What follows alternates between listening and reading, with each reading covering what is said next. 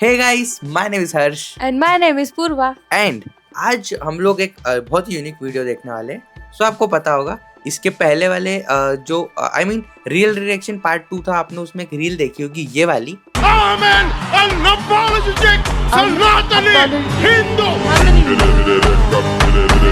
सो आज इस रील पे हम लोग फुल वीडियो बनाने वाले, बिकॉज ये रील हमें काफ़ी अच्छी लगी थी एंड ऐसा लगा था कि जो स्पीच है काफ़ी पावरफुल स्पीच है एंड हमें इस पर डेडिकेटेड वीडियो बनाना चाहिए आप लोगों के लिए, ताकि मतलब अगर आपने नहीं देखी हो वीडियो तो आप भी हमारे साथ देख लो, और हमने तो देखी भी नहीं है वीडियो, हमने तो सिर्फ रील देखी सिर्फ है। खाली एक लाइन ही सुनी थी, बाकी पूरा वैसे तो 1 घंटे का था, लेकिन ये हाँ। खास 7 मिनट का So, हमको देखना ये था। खास जो 7 मिनट की वीडियो है वो देखेंगे हम लोग। So let's get started because I am really very excited, because जो शॉर्ट्स था यूट्यूब पे वो काफी ज्यादा एनर्जी से भरपूर था, है ना, भरपूर था एंड बहुत मजा आया था उस शॉट को। ये शायद उस दिन का है जब वो एक वीडियो आया था ना उनकी 2 बेटियों के साथ, जब वो तिरुपति बालाजी गए थे। I don't दिन know. के वक्त का था, शायद उसी दिन रात का वीडियो है शायद। हो सकता है। Guys, if you are excited to watch the video with us, please channel को सब्सक्राइब कर दो, वीडियो को लाइक कर दो एंड अपने किसी फ्रेंड्स के साथ शेयर करना है तो वो भी कर दो, पर सब्सक्राइब जरूर करना। लेट्स स्टार्ट द वीडियो, ठीक है? 1 2 3 स्टार्ट। सनातनी हिंदू, सनातनी हिंदू। हाँ, ये रील देखी थी, बहुत मतलब गूज़बम्स आ गए थे। Including my life, and my political position as deputy CM, and this political power, I am ready to let it go. This is an oath I have taken in my life when I was at the age of 21 in the same Tirupati. When I practiced my Sanatana Hindu Dharma. These so-called pseudo-intellectuals try to put me down, try to put us down, try to mock at us, try to ridicule us.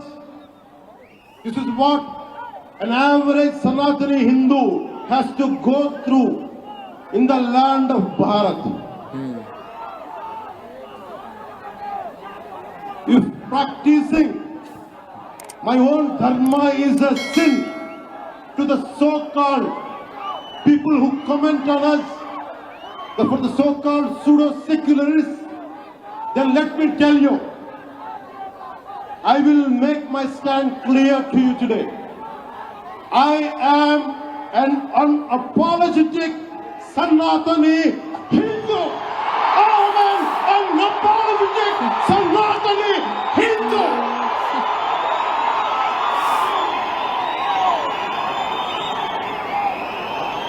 But I will respect Islam, I respect Christianity, I respect Sikhism, right, I respect Buddhism and all the other dharmas. Yeah.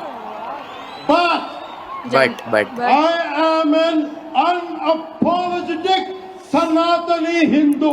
Let me be very clear to you guys.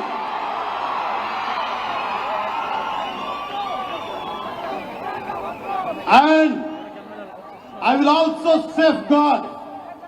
I'm conveying this to the so-called secularists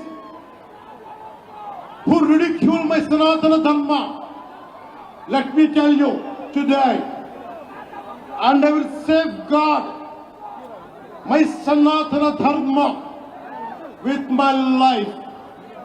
If it gets attacked, trivialized and abused, if I have to lose everything, including my life and my political position as deputy CM and this political power, I am ready to let it go. This is the oath I have taken in my life when I was at the age of 21 in the same Tirupati, when I was looking at the foothills of Lord Balaji, looking at the caption, looking at the sloka, Dharmo Rakshita Rakshitaha, Dharmani Rakshita Dharmani Rakshita. When the honorable opposition leader, Sri Rahul Gandhi says, Ayodhya ceremony, when he compares to it as a Nachigahan Sabha, none of the Sanatani Hindus should not get hurt. We have to be happy about it. And you want the votes of all the Sanatani Hindus to get into the power, to be a political leader, to be in the opposition. And you want all the votes of Sanatani Hindus. But you don't respect Lord Rama. You might hate Modi ji. You might hate us. But don't you guys dare to talk about Lord Sri Rama. वाह This is a classic case of justice. Law applies weakly to the strong and strongly to the weak. This proves majority means not necessarily strength. It could be a weakness also. Because secularism is one way, not two way, according to the so-called pseudo-secularists. In Bharatiya landscape, we don't have the unity, we don't have the integrity, as we are divided by caste, we are divided by region, सही we are divided by linguistic abilities. And that's what the reason is. Now the time has come. Let us all come together. If there is an attack on Sanatana Dharma, this so-called bigwigs of in every way, every area, in every domain, they want to be politically right. Let me tell you, I hate to be politically right. हाँ, हर जगह बोलना I पड़ता है. prefer speaking truth. हाँ, political right होने In के लिए words एक of Rashtrakalvi Ramdhari Singh Dinakar, let me tell you, जो सत्य जान कर भी न सत्य कहता है या किसी लोभ के विवश मूक रहता है, उस कुटिल राजतंत्र का धैर्य को दिख है, यह मूक सत्य का सत्यहंता कम नहीं वधिक है. If there is an attack on Sanatana Dharma, do we have to keep quiet? Is it a sin to raise our concern? Is it a sin to raise our pain? That makes the fanatical Hindus. This is what you secularists say. नेता निमग्न दिन रात शांति चिंतन में, कवि कलाकार ऊपर उड़ रहे हैं गगन में. लेकिन ज्ञानी हिंद में समझ नहीं पाती है, पौरुष की ज्वाला रोज बुझ जाती है. अरे हिंदी में क्या स्पीच दी है इन्होंने? ये कोई कविता है जो उन्होंने बोली है. We should communicate our pain. We should tell the group of pseudo-secularists of this nation, no matter which nook and corner you are, let me tell you, I want to communicate my pain to you guys. Secularism is not one way, it is two way. Maryada ivvandi, maryada teesukondi. Respecting each other. That's what I'm telling you. Secularism to the highest, whoever is listening to it, let me tell you, secularism can never be one way. It has to be two way. Respect, take respect, give respect. Today I'm going to give a Varahi declaration. Varahi I'm giving a declaration. call to the nation. Whoever attacks Sanatana Dharma from Kashmir to Kanyakumari, let us all raise our voice in unison, irrespective of parties, irrespective of linguistic differences, irrespective of regional, sub-regional differences. Let us all raise our concern, let us all raise our voice as one Sanatani. बहुत powerful speech थी यार. But speech में उन्होंने उनका agenda एक ही था, है ना, कि सेक्युलर जो अब लोग बोलते हैं ना, हम सेक्युलर है, सब अपने आप को बताते हैं, लेकिन है ना वही लोग कई बार प्रॉब्लम्स क्रिएट कर देते हैं. वो पवन कल्याण सर का भी यही कहना है कि आप दूसरों की रिस्पेक्ट करो, आप दूसरों को ये मत बताओ कि आप मतलब धर्म की रिस्पेक्ट हमें करनी चाहिए, पर ये बट सेम टाइम पे हमें रूल्स भी फॉलो करना चाहिए. लेकिन उनका कहना है कि जैसे राहुल गांधी वगैरह है, वो जैसे उनके अकॉर्डिंग हम नहीं कह रहे कि जैसे भगवान राम जी की वो मतलब रिस्पेक्ट नहीं कर रहे. मतलब जैसे कि राम मंदिर के भी ओपनिंग में ऐसा हुआ था कि जैसे मोदी जी वगैरह को उन्होंने भी यही बोला कि आप भले मोदी जी को हेट करो, आप सबको हेट करो, लेकिन आपका ये राइट नहीं कि आप भगवान राम को डिसरिस्पेक्ट करो. उनके लिए शायद इन्विटेशन आया था, बाकी कांग्रेस के कोई भी नहीं गए थे. एंड राहुल गांधी भी शायद इनवाइटेड आई थिंक सो थे, लेकिन वो गए नहीं थे. और वो ये बोल रहे थे कि सब लोग है ना पॉलिटिकल राइट होने की कोशिश करते हैं. अब पॉलिटिकली राइट मतलब क्या, कि अभी अगर उनका कोई एक बात है, अब वो दूसरी कम्युनिटी के लिए दूसरी बात है, तीसरी कम्युनिटी के लिए तीसरी बात है, पर जो पॉलिटिकल राइट नहीं हो, उनने बोला कि I don't like to be political right, I just like to be I just like to say truth, ऐसा उन्होंने बोला। तो मतलब पॉलिटिकली राइट होने के लिए हमें बहुत सारी अलग अलग बातें करनी पड़ती है कि पॉलिटिकली इसको बुरा नहीं लग जाए, इसको बुरा नहीं लग जाए, उसके लिए हमें सिर्फ घुमा फिरा के बात करनी पड़ जाएगी। लेकिन पवन कल्याण सर ने बोला कि I like to say truth, मतलब जो सही है वो बस एक बार बोल दो, ऐसा।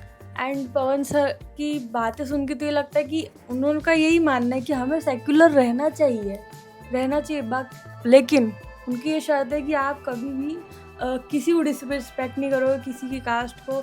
और है ना, जो भी हिंदू लोग हैं आजकल बहुत सारी प्रॉब्लम्स हो रही है कास्ट को लेके, सारी डिफरेंट कास्ट बढ़ जाती है, हम तो ये वो है, ऐसा नहीं। जब भी प्रॉब्लम आती है ना तो हम सारे लोगों को ना एकजुट रहना चाहिए, किसी धर्म के लिए नहीं, किसी भी कोई प्रॉब्लम आई तो देश को, लोगों को एकजुट होना ही चाहिए।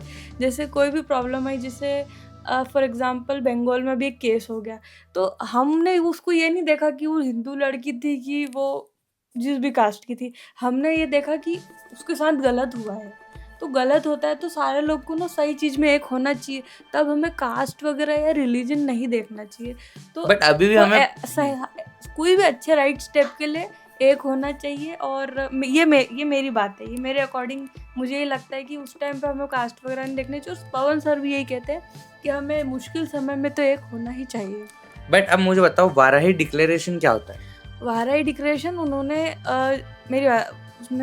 दीक्षा ले रखी थी, वाराही दीक्षा, यानी कि उन्होंने उपास ले रखा था। हाँ, वो लिया दिन तक था, वो ड्रेस पहना था उन्होंने। अच्छा, उसका जो डिक्लेरेशन था वो वहाँ पे किया था, तो उन्होंने तिरुपति बालाजी में आके उन्होंने वो उनका जो दीक्षा शायद खत्म करी थी, जहाँ तक अच्छा, मुझे लगा खत्म करी थी। हाँ, if I am not wrong, अगर मैं गलत हूँ तो प्लीज आप कमेंट कीजिए। तो ये जो स्पीच थी, ये अभी मतलब 1 घंटा 6 मिनट की स्पीच थी, लेकिन जो हमने देखा, जिस्ट देखा, काफी मजा आया गाइस। अगर आपको मजा आया तो प्लीज बताना कमेंट सेक्शन में कि आपको क्या अच्छा लगा, और अगर आप भी सब बताना कि हमने क्या क्या मिस किया। मतलब अगर आपने पूरा इंटरव्यू देखा होगा तो काफी बड़ी थी, हमने भी कुछ वही। चीजें मिस कर दी, हमने कुछ अपने व्यू पॉइंट्स रख दिए कि और अगर आपने पूरी स्पीच देखी होगी तो 1-2 लाइन में अगर आप बता सको कि मेन एजेंडा क्या था, तो वो प्लीज बताना। यही था कि हम अनअपोलोजेटिक सनातनी हिंदू, ये उनका कहना है। और बाकी उनकी बहुत ही स्ट्रॉन्ग स्पीच थी। जो भी है ना, देखो आप है ना पॉलिटिक्स खेलो, लेकिन मेरे हिसाब से पॉलिटिक्स करो, लेकिन है ना आप किसी को हर्ट करके मतलब मत करो। अब जैसे मोदी जी को आप बहुत सारे लोग बोलते हैं कि ये रिलीजन की राजनीति ऐसा करते हैं।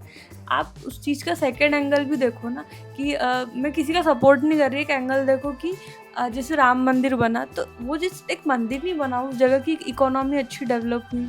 आज अयोध्या का एक अलग ही रूप है, तो और उसमें फ़ायदा सारे ही रिलीजन का हो रहा है। तो आप हर पॉलिटिक्स को ना, उनको एक नाम चढ़िए कि बीजेपी है या दूसरी उनकी कोलिजन है, कि वो बस धर्म की राजनीति करते हैं, ऐसा नहीं है। हर चीज़ उसका भी, उसमें जो अच्छाई है वो कोई भी नहीं देखता, उनको सिर्फ लोग बुरा बनाते हैं। ये मेरा मानना है। बाकी हाँ, लेकिन किसी को बुरा बनाने से बेटर है कि आप आपका स्ट्रॉन्ग पॉइंट रखो। उनके पास मोस्टली पार्टीज के पास कोई स्ट्रॉन्ग व्यू पॉइंट रहता नहीं है। जस्ट आप किसी को गिराने के लिए धर्म का यूज नहीं करना चाहिए मेरे हिसाब से। तो अभी भी मेरे पास ऐसा कुछ बोलने के लिए नहीं है, बट स्पीच काफी अच्छी थी।